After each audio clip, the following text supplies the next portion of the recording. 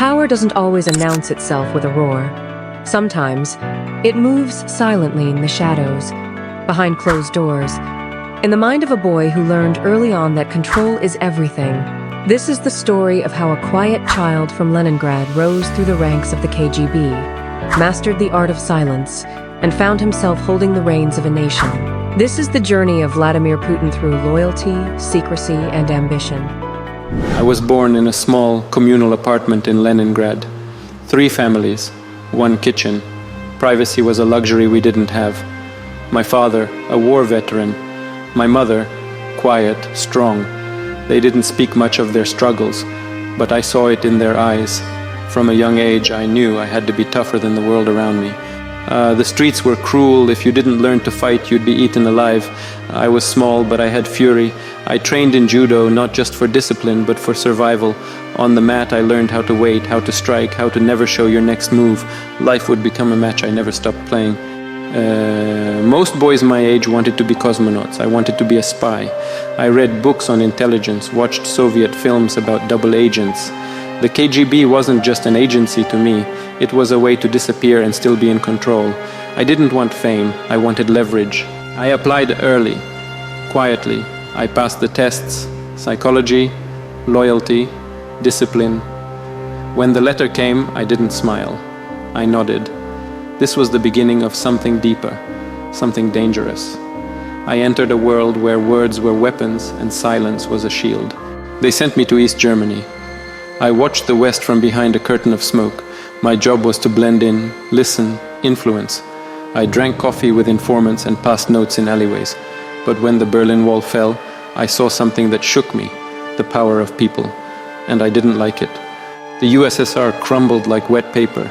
The empire I served dissolved overnight. Friends vanished, files were burned. I was nobody again, just a man with secrets and no country to protect. That chaos, that humiliation, I swore I'd never feel it again. In St. Petersburg, I started over. Bureaucracy, corruption, deals behind doors. But I climbed fast, because I understood one thing: control is more powerful than money. And information? It was gold. They say I was chosen, that Yeltsin picked me out of nowhere, but I positioned myself quietly behind every door, every meeting. I was not loud, but I was always watching. I made myself necessary. That's how you gain power in Russia.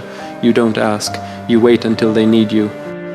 One morning I woke up to find myself acting president, just like that. No grand announcement, no campaign. The man behind the curtain had stepped into the spotlight. The world asked, "Who is Putin?" But I already had the answer. I was the man who never left a loose end. I was painted as a modernizer, a hope for democracy, but inside, I never stopped being KGB. I didn't trust chaos. I didn't trust freedom without structure. I gave the people order, and in return, they gave me loyalty. They filmed me riding horses, practicing judo, bare-chested in the snow. Image became armor, power needed a face, and I gave them one.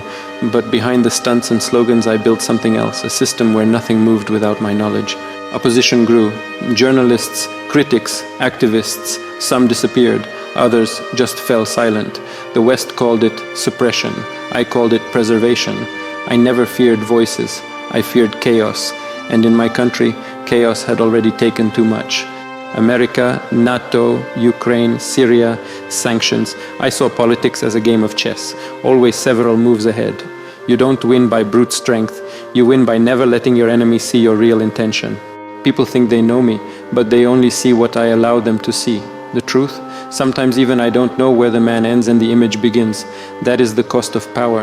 You lose yourself in the role you play. Will history call me a tyrant, a patriot, a ghost in the system? I don't care. What matters is that I played the game on my own terms. And when I am gone, they will still be speaking my name, in fear, in awe, or in whispers. That is power. From a boy in the alleys of Leningrad to the halls of the Kremlin, Vladimir Putin mastered silence, control, and survival. But at what cost? In chasing absolute order, do we sacrifice freedom? In building a legacy, do we bury the truth? What do you think? Can a man shaped by secrecy truly lead in the light? Tell us in the comments.